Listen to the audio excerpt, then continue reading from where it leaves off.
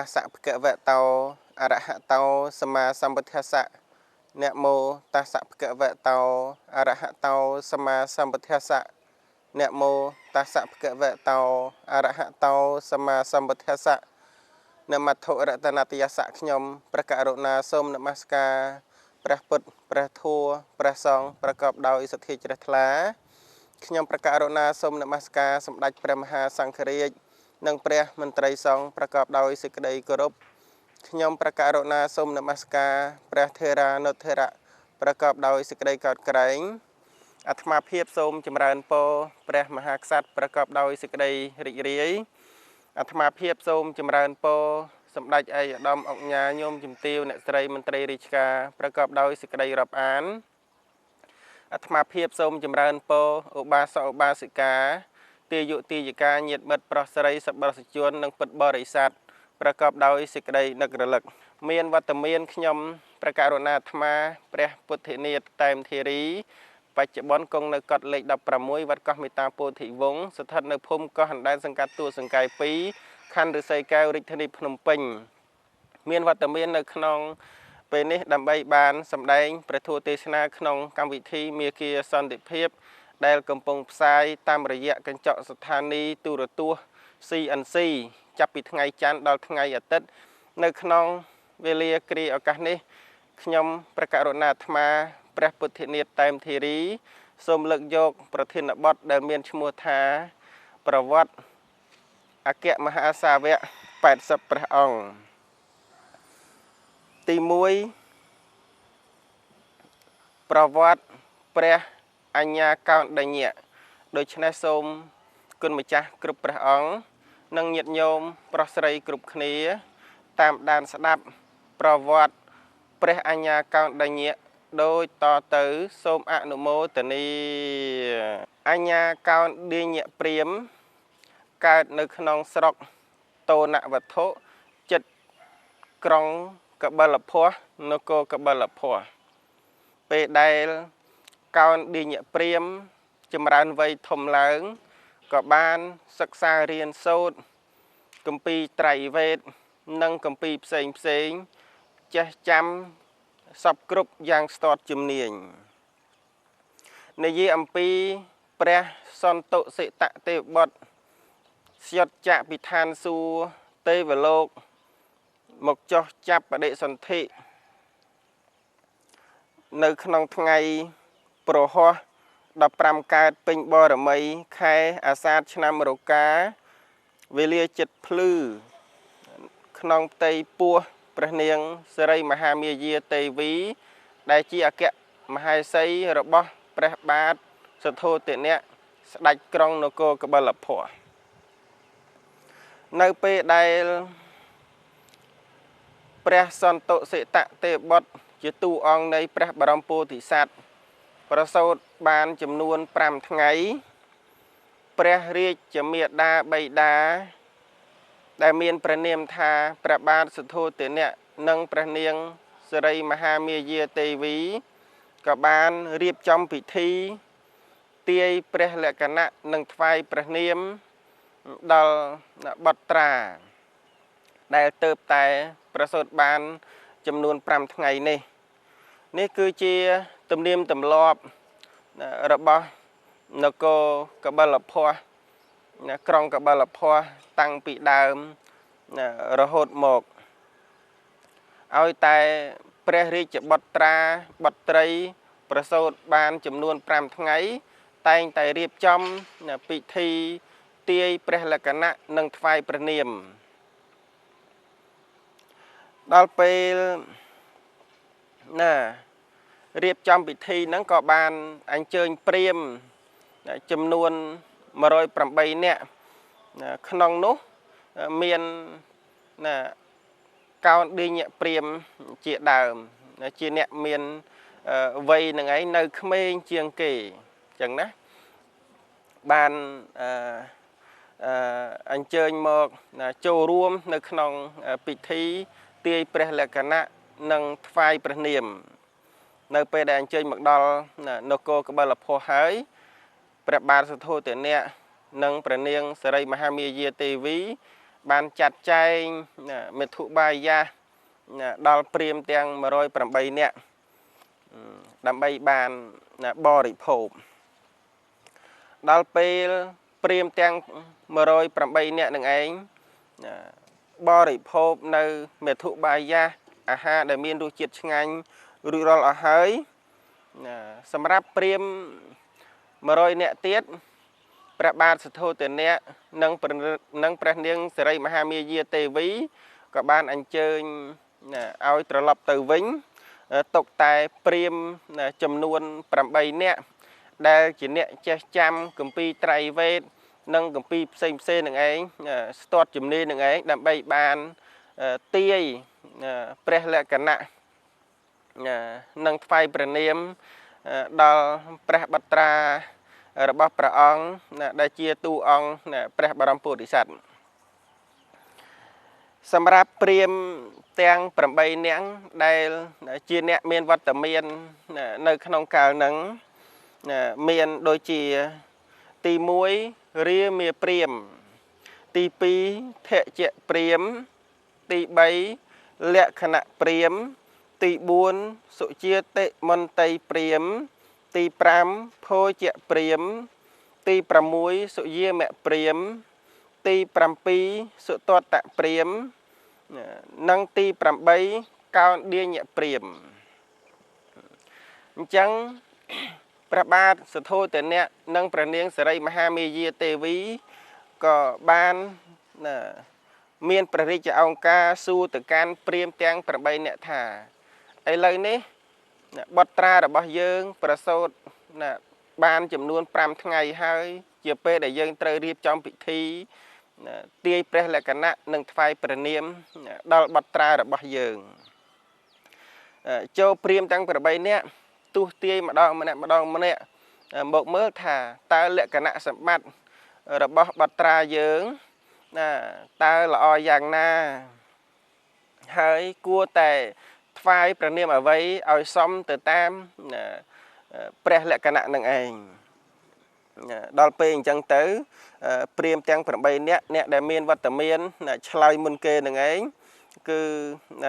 រាមាព្រាហ្មណ៍អញ្ចឹងណាព្រាហ្មណ៍ទី1ឈ្មោះថារាមាព្រាហ្មណ៍បានពិនិត្យមើលលក្ខណៈសម្បត្តិព្រះបត្រាដែលជាទូអង្គព្រះបរមពុទ្ធិសត្វហើយក៏បានទុះទាយដោយ2ប្រការតាមអ្វីដែលបានមើលឃើញនៅក្នុងគម្ពីរត្រៃវេទនិងតម្រាផ្សេងណាអញ្ចឹងរាមាព្រាហ្មណ៍នឹងឯងទាយថាព្រះបត្រារបស់ព្រះអង្គនេះប្រសិនបើចម្រើនវ័យធំឡើងបានគ្រងរាជសម្បត្តិនៅនគរកបិលភស្តុក្រុងកបិលភស្តុនឹងបានធ្វើជាស្ដេចចក្រពត្តិមានន័យថាស្ដេចធម្មតាតែងតែសោយរាជនគរមួយទេឧទាហរណ៍ថានគរ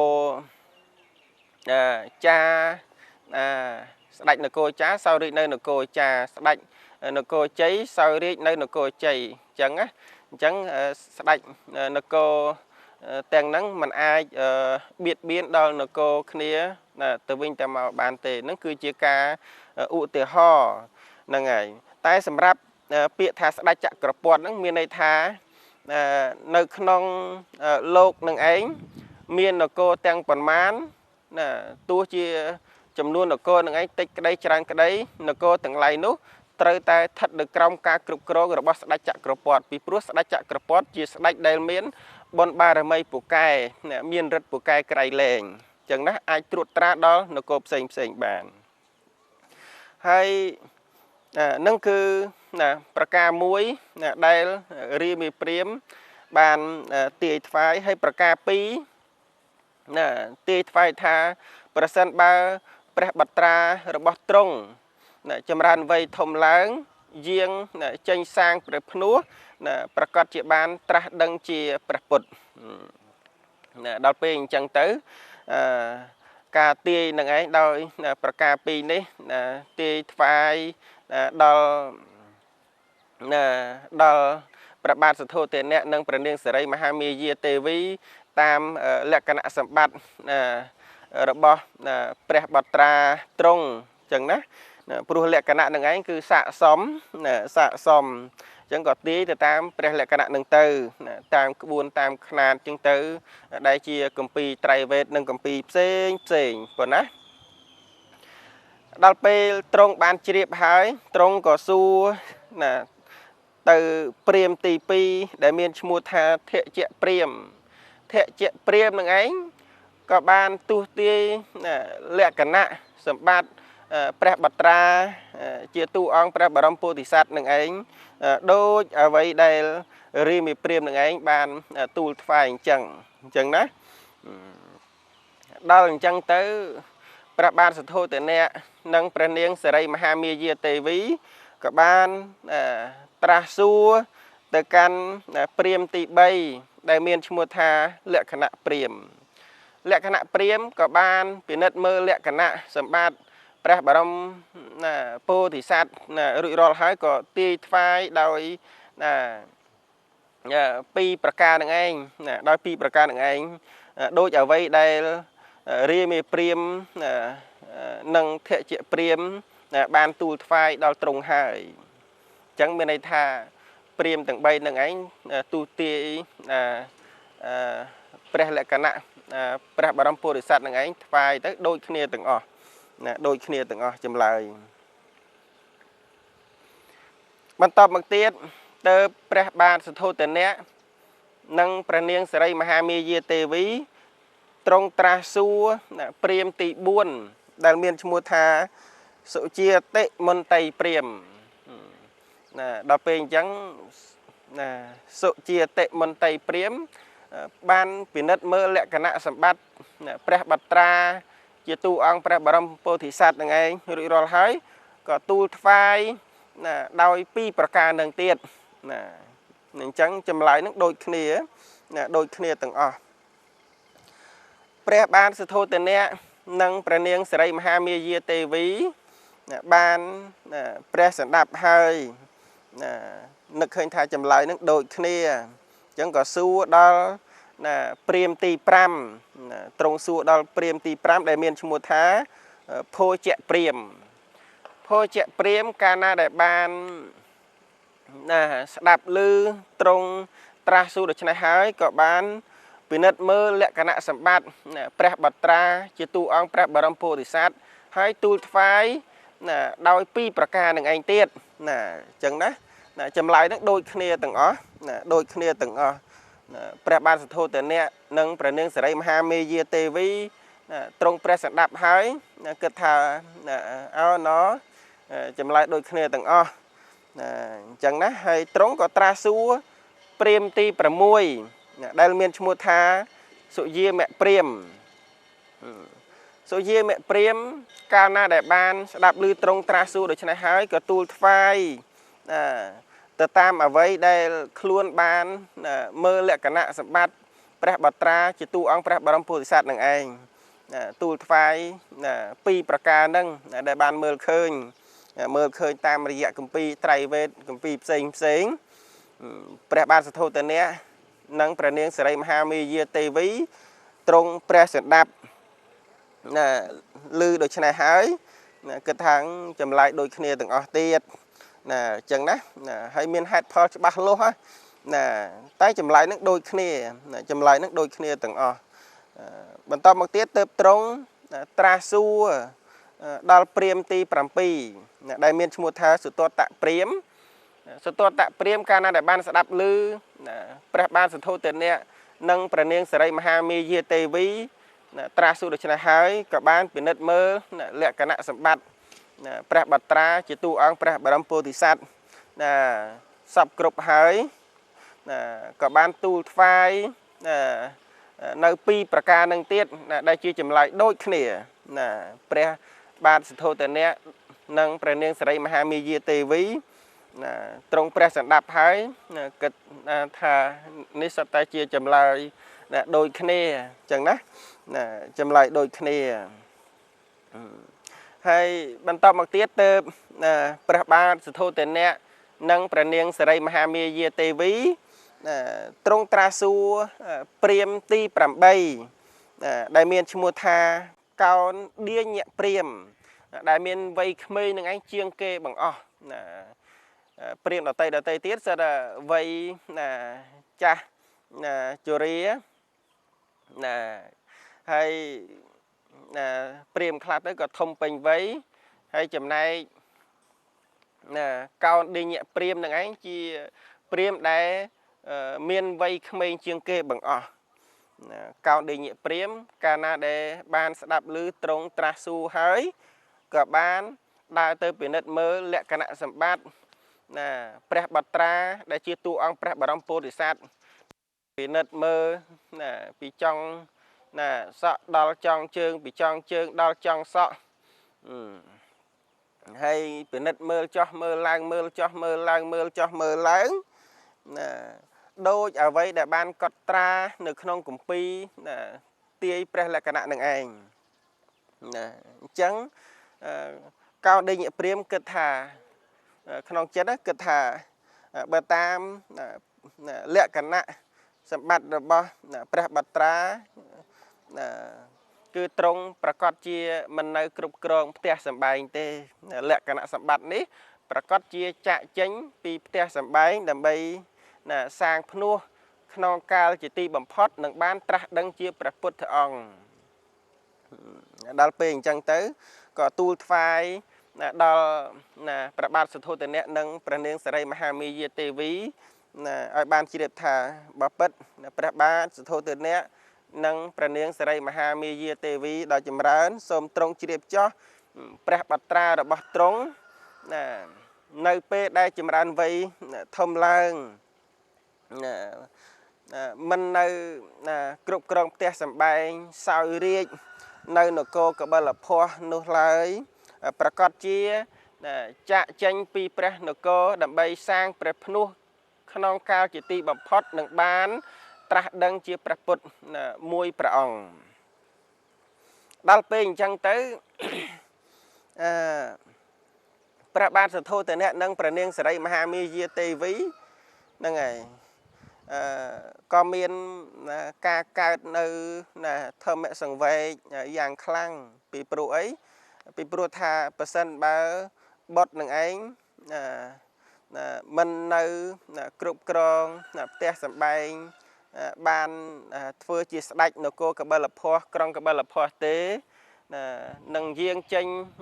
សាងព្រះភ្នោះរហូតដល់បានត្រាស់ដឹងជាព្រះពុទ្ធហើយទ្រង់ប្រកាសជានឹកព្រះបត្រាជាពុនពេកអញ្ចឹងណាធម្មតាបើយើងគិតទៅលើម្ដាយឪពុកដែលផ្ដល់កំណើតបង្កើតចិញ្ចឹមបីបាច់ថែរក្សាកូនចង់ឲ្យតែកូនប្រុសស្រីនឹងឯងនៅក្បែរអញ្ចឹងណាសិក្សារៀនសូត្រហ្នឹងក៏ចង់ឲ្យបានសាលានៅក្បែរផ្ទះអីចឹងទៅហ្នឹងហើយធ្វើការងារអីចឹងទៅចង់ឲ្យទៅធ្វើការងារណាដែលនៅក្បែរផ្ទះមកល្មមអាចធ្វើដំណើរទៅមកពីផ្ទះនឹងកន្លែងការងារហ្នឹងអញ្ចឹងណា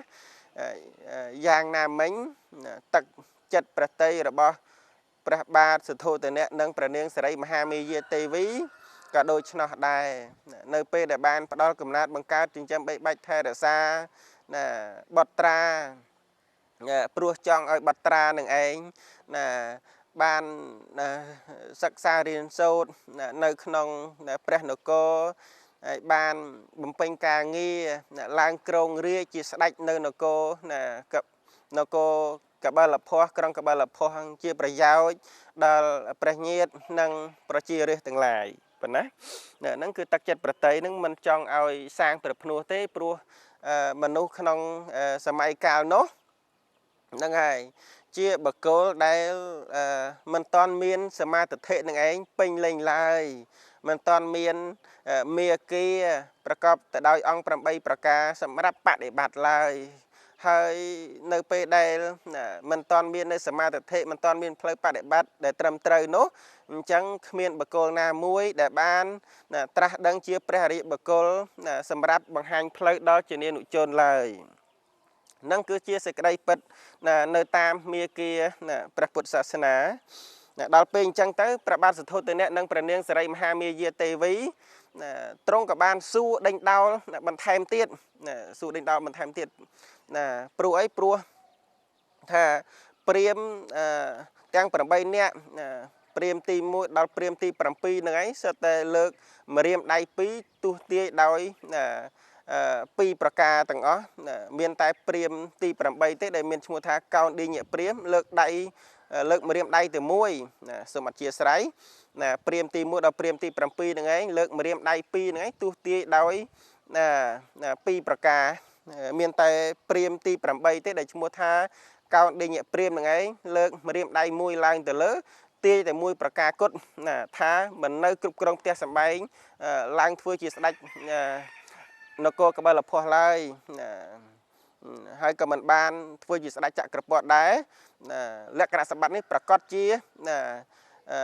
យាងចេញសាងព្រះភ្នោះជាទីបំផុតនឹងបានត្រាស់ដឹងជាព្រះពុទ្ធគោតមអញ្ចឹងណា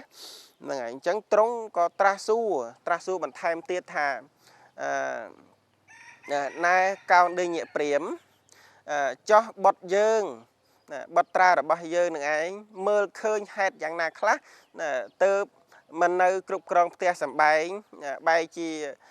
យាងចេញសាងព្រះភ្នោះសួរអញ្ចឹងណាដល់ពេលអញ្ចឹងញោមញាតជាប្រុសស្រីពុទ្ធបរិស័ទជនជាតិខ្មែរសញ្ជាតិខ្មែរកាន់ព្រះពុទ្ធសាសនាក្នុងប្រទេសកម្ពុជានិងក្រៅប្រទេសកម្ពុជាដល់ចម្រើនហើយកាលហ្នឹងកោនដេញព្រាមនឹងឯងបានទូលថ្វាយថាបើពិត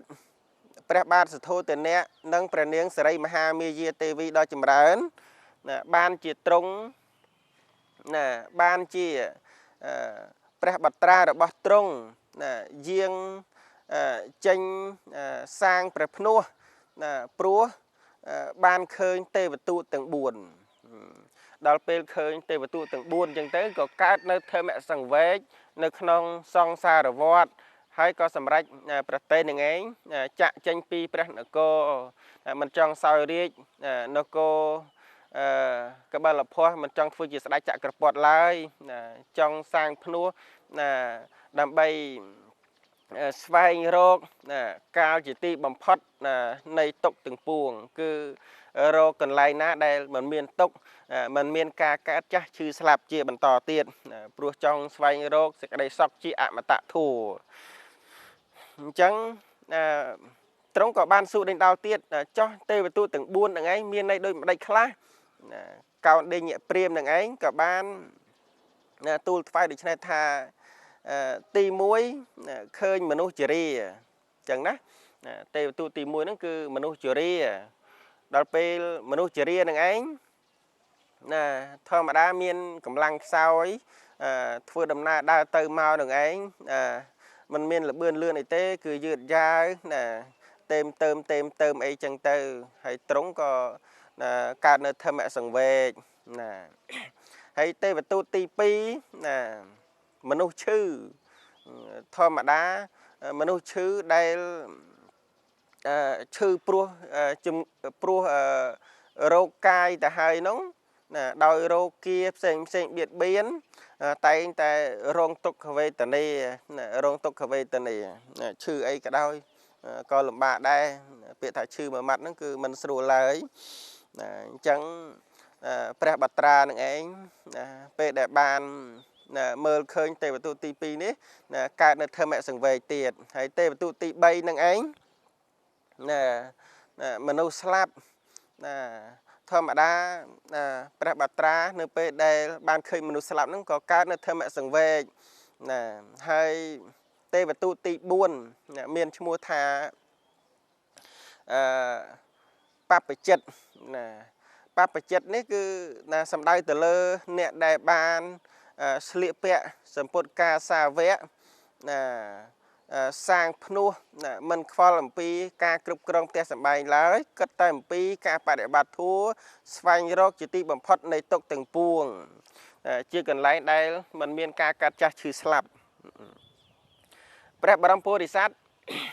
នៅពេលដែលបានឃើញនៅទេវទូតទី4នេះក៏កើតនៅសេចក្តីជ្រះថ្លាព្រោះទេវទូតទី1ទេវទូតទី2 ទេវទូតទី3ញ៉ាំងឲ្យព្រះបត្រានឹងឯងកើតនៅធម្មសង្វេគដែលជីវិតកើតចាស់ឈឺស្លាប់នៅក្នុងសង្សារវដ្តហ្នឹងហើយដល់ពេលឃើញភេទបព្វជិតមានសេចក្តីជ្រះថ្លាក៏សម្រេចចិត្តកោពុកមាត់ចង្ការស្លៀកសម្ពុតកាសាវៈបួសជាបព្វជិតតែម្ដងទៅជាទីបំផុតនឹងបានត្រាស់ដឹងជាព្រះពុទ្ធគោតមដល់ពេលកោណ្ឌិញ្ញព្រាហ្មណ៍នឹងឯងបានឆ្លើយទូលថ្វាយដូច្នេះហើយព្រះបាទសទ្ធោទនៈនិងព្រះនាងសិរីមហាមាយាទេវីនឹងឯងព្រះបាទសទ្ធោទនៈនិងព្រះនាងសិរីមហាមាយាទេវីក៏បានបញ្ជាឲ្យមេតបកងតបនេះសាងកំផែងនិងទ្វារនគរកបិលភ័ស្តុនឹងឯងទាំងផ្នែកខាងក្នុងទាំងផ្នែកខាងក្រៅច្រកចេញចូលទាំងអស់ឲ្យមានទំហំនឹងឯងធំជាងមុនហ្នឹងហើយកម្ពស់ហ្នឹងក៏ខ្ពស់ជាងមុនដែរហើយរៀបចំមេតបកងតបនឹងឯងយាមល្បាតសពគ្រប់ទាំងអស់ហ្នឹងហើយការពារកុំឲ្យបត្រារបស់ទ្រង់នឹងឯងយាងសាងព្រះភ្នោះអញ្ចឹងណាជាភាសាកុំឲ្យឃើញទេវទូតទី1ទេវទូតទី2និងទេវទូតទី3ចឹងណាហើយសម្បីតែទេវទូតទី4ក៏មិនឲ្យដើរចូលមកក្នុងនគរដែរជៀសវាងព្រះបត្រានឹងឯងបានតតឃើញណាអញ្ចឹងនេះគឺជាយុទ្ធសាស្ត្រដែលបានរៀបចំមកដើម្បីការពារបត្រានឹងឯងកុំឲ្យបានយាងចេញសាងព្រះភ្នោះហ្នឹងហើយអញ្ចឹងនៅក្នុងការសម្ដែងប្រធัวទេសនានៅក្នុងវេលាគ្រាឱកាសនេះហ្នឹងក៏មានចំនួនប្រមាណប៉ុណ្ណេះក្រៃលោមានការលើសលួយយ៉ាងណាសូមអធិស្ឋានអំពីសំណាក់ញាតិញោមជាពុទ្ធបរិស័ទគ្រប់គ្នាកំពុងតាមដានស្ដាប់ផងប៉ុណ្ណាតែកន្លែងណាដែលសម្ដែងទៅបានត្រឹមត្រូវក៏សូមឲ្យបានជាធម្មទានដល់ញាតិញោមទាំងអស់គ្នាប៉ុណ្ណាសូមអនុមោទនាហើយជាបន្តទៅទៀតនេះសូមប្រកាសអំពីគម្រោងកសាងកត់លេខ16វត្តកោះមេតាពោធិវង្សប៉ុណ្ណាអាត្មាភាពព្រះពុទ្ធនេតតែមធីរីព្រះមេកត់លេខ16វត្តកោះមេតាពោធិវង្សបាននាំបរិស័ទរៀបចំគម្រោងកសាងកត់លេខ16វត្តកោះមេតាពោធិវង្សដែលមានប្រវែង12ម៉ែត្រគុណនឹង12ម៉ែត្រកម្ពស់3ជាន់ចំណាយទឹកប្រាក់សរុបជាមធ្យមភាគចំណាយអស់ចំនួន600លានរៀលស្មើនឹង$150,000ឥឡូវនេះបានចាក់ប្លង់សេជាន់ទី1រួចរាល់អស់ហើយប៉ុណ្ណាហើយក៏បានរៀបឥត20ជញ្ជាំងកត់នឹងឯងក៏រួចរាល់អស់ហើយដែរហើយរៀបឥត10ដែលជាបន្ទប់ខាងក្នុងនឹងឯងក៏រួចរាល់អស់ហើយដែរហើយបានចាក់ប្លង់សេឡាវទឿផ្នែកជាន់ទី1នេះក៏រួចរាល់អស់ហើយដែរអញ្ចឹងជាបន្តទៀតនេះចង់ក្រាលការ៉ូបាតបិទការ៉ូជញ្ជាំងណាហើយចាប់ពីដានរៀបខ្សែភ្លើងឲ្យដើម្បីបានលាបថ្នាំកត់អញ្ចឹងនៅក្នុងពេលនេះកំពុងតែខ្វះខ្សាច់និងស៊ីម៉ង់ខ្វះខ្សាច់និងស៊ីម៉ង់សូមញាតិញោមជាពុទ្ធបរិស័ទហ្នឹងឯងចូលរួមកសាងកលិ16វត្តកោះមេតាពោធិវង្សផងណាបើញាតិញោមចង់ចូលជាស៊ីម៉ង់មួយបាវ20000រៀលប៉ុណ្ណាស៊ីម៉ង់មួយបាវ20000រៀលស៊ីម៉ង់10បាវ20000រៀលស៊ីម៉ង់20បាវគឺ1តោនតម្លៃស្មើនឹង400,000រៀលប៉ុណ្ណាហើយចំណែកខ្សាច់ក្រើមក្តីខ្សាច់ម៉ត់ក្តីតម្លៃវាមួយគៀបជាមធ្យមភាគតម្លៃ57,000រៀលប៉ុណ្ណាខ្សាច់មួយគីបតម្លៃ57,000រៀលប៉ុណ្ណាអញ្ចឹងញាតិញោមដែលមានអំណងចង់ចូលឧបត្ថម្ភកសាងកលិ16វត្តកោះមេតាពោធិវង្សសូមញាតិញោមយកមកចូលនឹងអាត្មាផ្ទាល់ដែលនៅកត់លេខ16វត្តកោះមេតាពោធិវង្សស្ថិតនៅភូមិកណ្ដាលសង្កាត់ទួលសង្កែ2ខណ្ឌឫស្សីកែវរាជធានីភ្នំពេញប៉ុណ្ណាហើយខ្លងទ្វារវត្តនៅជាប់ស្ពានថ្មអុកញ៉ាមងរទ្ធីផ្លូវអុកញ៉ាមងរទ្ធីក្បែរស្តុបកម្មគោឬក្បែរផ្សារទំនើបអ៊ីអន2ឬក៏ញាតិញោមទំនាក់ទំនងមកកាន់លេខទូរស័ព្ទកម្មវិធីមេគាសន្តិភាពទាំង3ប្រព័ន្ធផ្ទាល់ប៉ុណ្ណាលេខហ្នឹងឯងគឺនៅអាត្មាកាន់ទី1ប្រព័ន្ធសេលខាត099 28 26 27ម្ដងទៀត099 28 26 27ប្រព័ន្ធទី2ស្មាត016 74 38 39ម្ដងទៀត016 74 38 39និងប្រព័ន្ធទី3 Smartphone 097 59 74 219ម្ដងទៀត097